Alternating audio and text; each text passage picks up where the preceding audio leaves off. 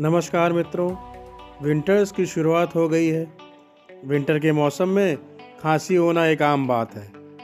आज हम आपको एक ऐसी होम्योपैथिक मेडिसिन के बारे में बताएंगे जो कि खांसी की बहुत ही प्रभावी दवा है।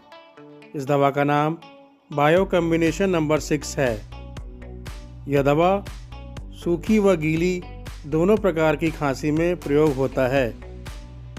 इस बायो कॉम्बिनेशन दवा में बायोकेमिक मेडिसिन्स होते हैं जो बहुत ही सूक्ष्म मात्रा में होते हैं।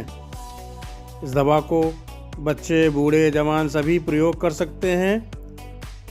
इस दवा को दिन में 2 से 3 बार गुनगुने पानी से लेने से लाभ मिलता है।